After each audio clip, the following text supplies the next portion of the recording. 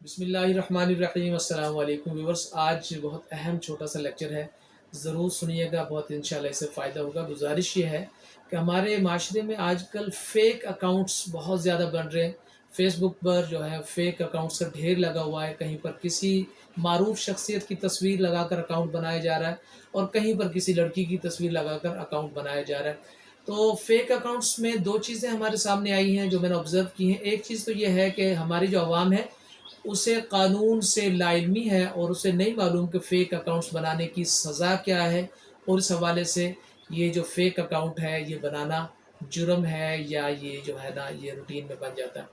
تو دوسری چیز یہ ہے کہ لوگوں کو علم تو ہے کہ فیک اکاؤنٹس بنانا کوئی اچھی بات نہیں ہے بلکہ یہ جرم ہے، لیکن اس کے باوجود وہ مختلف مقاصد کے لیے فیک اکاؤنٹس بنا رہے ہیں۔ بعض اوقات کسی مشہور شخصیت کی تصویر لگا کر یا اس کے نام سے اکاؤنٹ بنا دیا جاتا ہے اور اس کے نام سے مختلف قسم کی پوسٹ جو ہیں وہ کی جاتی ہیں، اس کی شہرت کو داغدار کیا جاتا ہے، اور یا کوئی پولیٹیکل مقاصد ہیں۔ لیکن جو بھی چیز ہے، جب آپ کوئی فیک اکاؤنٹ بناتے ہیں لا علمی میں یا علم ہوتے ہوئے، تو یاد رکھیے کہ پاکستان میں جو سائبر کرائمز ہیں اس کے تحت پیکا ایکٹ جو ہے، پاکستان الیکٹرانک کرائمز ایکٹ، اس میں اس کی سزا 3 سال اور اس پر جرمانہ 50 لاکھ روپے اس کے اوپر جرمانہ موجود ہے۔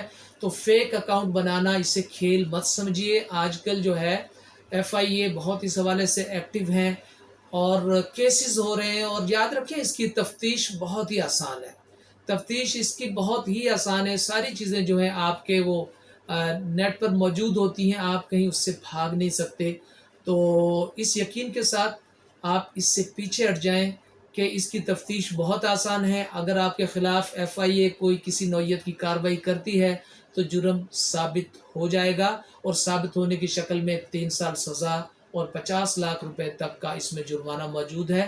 تو اس میں اگر آدمی یہ کہے کہ میں اس حوالے سے لا علم تھا، تو قانون یہ کہتا ہے کہ قانون سے لا علمی کوئی ایکسکیوز نہیں ہے، تو بہت بڑی سزا ہے۔